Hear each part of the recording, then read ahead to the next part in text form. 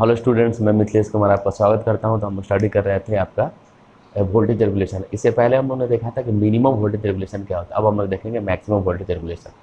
तो maximum voltage regulation हमेशा lagging के केस में होता है। क्लियर, लैगिंग के केस में होता है।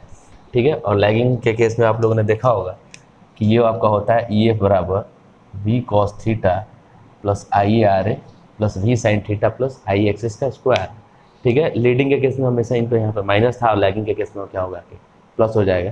तो मैक्सिमम वोल्टेज रेगुलेशन की बात हो जाए तो वो कब होगा, लैगिंग के केस में होगा। ठीक है, सिंपल वही। अब हम लोग इसको देखें यहाँ पे, तो हम लोग दोनों साइड में क्या कर देंगे, स्क्वायर कर देंगे। जैसे ही स्क्वायर करेंगे तो ये क्या हो जाएगा, ई एफ का square V cos theta I R का square plus V sine theta plus I A axis का स्क्वायर। क्लियर है? ठीक है, तो अब यहाँ पे दो टर्म आ गया। ठीक है, ए प्लस बी का होल स्क्वायर, ए प्लस बी का होल स्क्वायर। तो इसको हम लोग अगर ब्रेक करते हैं तो ये आपका क्या हो जाएगा, ई एफ का स्क्वायर। ठीक है, ये आपका क्या हो जाएगा, सिंपल ए और ये बी। सिंपल है आपका ए और आपका बी। तो ए प्लस बी का होल स्क्वायर पर हम लोग इसको तोड़ेंगे तो आपका हो जाएगा V square cos square theta plus B को अगर हम लोग तोड़े तो इसकी वैल्यू हो जाएगी I A square R square plus 2ab। ठीक है, 2v cos theta into I R. Clear है यहाँ पे, 2ab। ठीक है, 2ab ये आपका ये हो गया, ये आपका बी होगा। सिंपल इसका हम लोग तोड़े तो ये हो जाएगा आपका V square sine square theta plus B का value I A square axis square plus 2ab 2v sine theta into I into axis. Clear है यहाँ तक? क्लियर है। अब यहाँ पे देखिए, अगर हम लोग जो कॉमन टर्म्स है उसको हम लोग एक साथ कर लेते हैं। तो ये वाला और ये वाला टर्म क्या है, इसमें देखिए, इसमें क्या है वी स्क्वायर, दोनों में क्या है, कॉमन है। ठीक है, तो हम लोग इसको कॉमन ले लेते हैं। तो ये आपका क्या हो जाएगा वी स्क्वायर, तो आपका इसमें रेस्ट क्या बच गया, cos square theta plus sign square theta. Clear है? प्लस। ठीक है, ये इन दोनों टर्म का काम हो गया। ठीक है, अब देखिए इसके बाद आपका क्या बच गया। ठीक है, आपके बाद बच गया आई ए का square R A plus 2v cos theta I A into R A.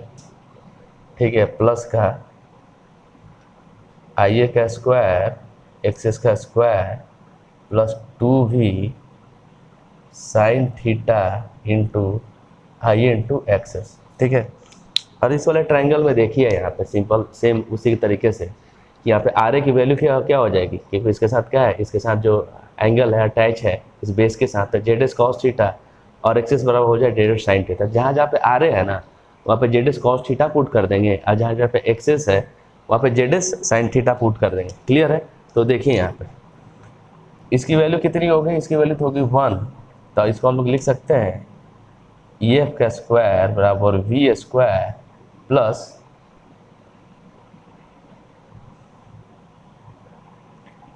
I A का स्क्वायर, और आर ए की जगह पे हम लोग रखेंगे जेड एस का square cos square theta S. Clear है? क्लियर है बच्चा लोग यहाँ तक? ठीक है, अब आगे देखिए, आगे वाला टर्म बच गया plus 2v cos theta I A, और आर ए की जगह पर हम लोग रखेंगे Z S cos theta S. ठीक है, क्लियर है। अब यहाँ पे देखिए प्लस आई ए का स्क्वायर, और एक्सेस की जगह पर हम लोग रखेंगे जेड एस का square sine square theta S plus 2v sine theta I A, और एक्स इसकी जगह पर हम लोग क्या रखेंगे, इसकी जगह पर हम लोग क्या रखेंगे, ठीक है, इसकी जगह पर हम लोग रखेंगे Z S sine theta Z S sine theta. Clear है? यहाँ तक क्लियर है। अब देखिए आपका, अब देखिए यहाँ पे ये वाला दोनों टर्म देखिए, इसको एक साथ लिखते हैं हम लोग। इस वाले टर्म को एक साथ लिख देते हैं और इन दोनों टर्म को हम लोग एक साथ लिखते हैं, ठीक है। और इस वाले v को हम लोग इस साइड लेके आते हैं, तो आपका यहाँ पे इक्वेशन बन गया EF का स्क्वायर माइनस V स्क्वायर। इन दोनों को हम लोग एक साथ लिखते हैं। इसमें देखिए इन दोनों में कॉमन क्या है, इसमें कॉमन देखिए, इसमें कॉमन है IA का स्क्वायर ZS का स्क्वायर, ठीक है। देन आपका क्या बच गया, cos square theta S sine square theta S plus इन दोनों टर्म में देखिए कॉमन क्या है, इसमें कॉमन है आपका 2v दोनों में कॉमन है, IA ZS दोनों में कॉमन है, तो 2v IA ZS। उसके बाद इसमें क्या बच गया, इसमें बच गया cos theta into cos theta S plus sign theta into sine theta S। Clear है, ठीक है। और जब आपका हमने देखा था कि परसेंटेज रेगुलेशन 0, इस केस में क्या होगा, ये दोनों क्या होगा, बराबर होता है। तो उस केस में इसकी वैल्यू कितनी हो जाएगी, 0।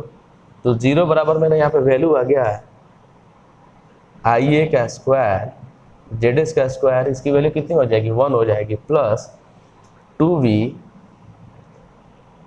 IA इंटू ZS, ठीक है। और इसको हम लोग क्या लिख सकते हैं, इस वाले टर्म को हम लोग देखिए, अब आपका आ गया ये फार्मूला आ गया आपका कि cos theta into cos theta S plus sign theta into sine theta S, ठीक है, साइन थीटा S, ठीक है। तो ये किस वाले फार्मूले पे आ गया ये, ठीक है। तो ये आपका आ गया, इसको हम लोग cos theta minus theta S, ठीक है। तो ये आपका आ गया cos A माइनस B, इसका होता है cos A into cos B plus sign A into sine B, ठीक है। इसी वाले टर्म पे ये आपका इक्वेशन आ गया, ठीक है। इसी वाले टर्म पे इसमें आपका इक्वेशन आ गया, तो ये इसको हम लोग लिख सकते हैं cos A माइनस B, ठीक है, थीटा माइनस थीटा S। अब इन दोनों टर्म में देखिए IA ZS फिर से कॉमन है, ठीक है। तो 0 बराबर IA ZS, तो इसमें बच गया IA ZS plus 2v cos theta minus theta S, ठीक है। IA ZS को जब हम लोग उधर लेके जाएंगे, जब हम लोग उधर लेके जाएंगे तो आपका बच गया, आपका क्या बच गया, 0 बराबर IA ZS plus 2v cos theta minus theta S। Clear है यहाँ तक। अब देखिए यहाँ पे 0 के साइड हम लोग लेके जाते हैं, तो 2v cos थीटा बराबर माइनस का IA ZS, okay, cos theta minus theta S बराबर हो जाएगा माइनस का IA ZS अपॉन में 2v। क्लियर है, क्लियर है। अब हमको क्या करेंगे कि डिफ्रेंशिएट कर देंगे, differentiate with respect to theta and equate to 0। जो ये वाला टर्म है ना, जो ये वाला टर्म है, इसको थीटा के रिस्पेक्ट में हम लोग क्या कर देंगे, डिफ्रेंशिएट कर देंगे और 0 से इक्वेट कर देंगे, ठीक है। तो ये क्या हो जाएगा, cos theta minus theta S, तो इसका हो जाएगा ये साइन, cos का साइन हो जाता है थीटा माइनस थीटा S, और इसकी वैल्यू कितनी हो जाएगी, 1। और इधर कोई थीटा का टर्म है ही नहीं, तो ये क्या हो जाएगा, ये सिंपल 0 हो जाएगा, ठीक है। तो यहाँ पे आपका टर्म आ गया sine theta minus theta S बराबर 0 डिग्री, ठीक है, 0 डिग्री। तो यहाँ पर हम लोग लिख सकते हैं साइन थीटा माइनस, ठीक है, और साइन 0 मतलब 0, ठीक है। तो यहाँ पे होगा थीटा माइनस S, ठीक है। तो यहाँ पे आपका इक्वेशन आ गया थीटा बराबर थीटा S, और इसी को हम लोग बोलते हैं lagging power factor angle, lagging आपका पावर फैक्टर एंगल। क्लियर है, क्लियर है। तो ये आपका सिंपल सा एक केस हो गया आपका, ये आपका केस हो गया मैक्सिमम वोल्टेज रेगुलेशन का केस हो गया, ठीक है। और इससे पहले वाला जो हम लोगों ने देखा था वो किसका, कौन सा केस था, वो था आपका मिनिमम वोल्टेज रेगुलेशन का केस था, ठीक है।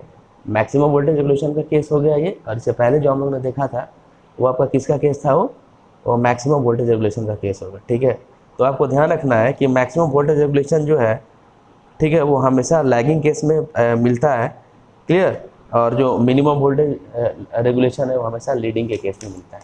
क्लियर, ठीक है, क्लियर है। देखिए इसको एक बार, इसमें कुछ और पॉइंट है, मैं ऐड करवा देता हूँ।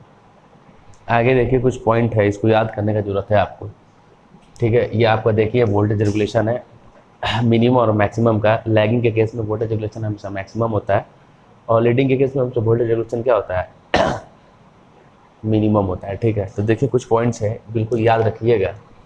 Minimum regulation is obtain for leading power factor.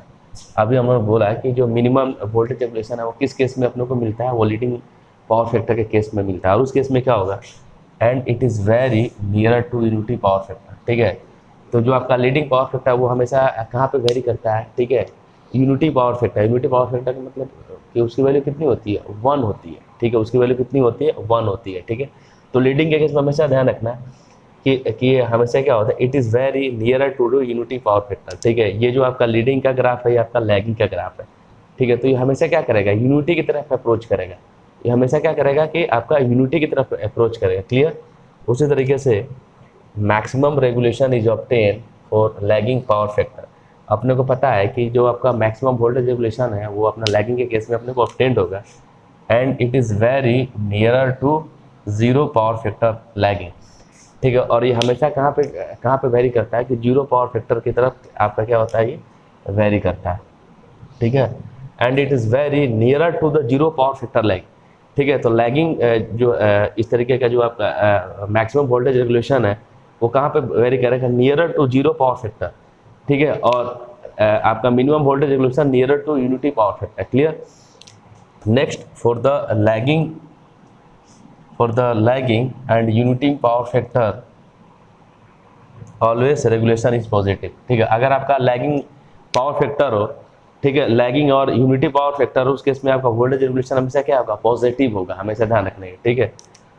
For leading power factor regulation में भी पॉजिटिव, जीरो और नेगेटिव, ठीक है।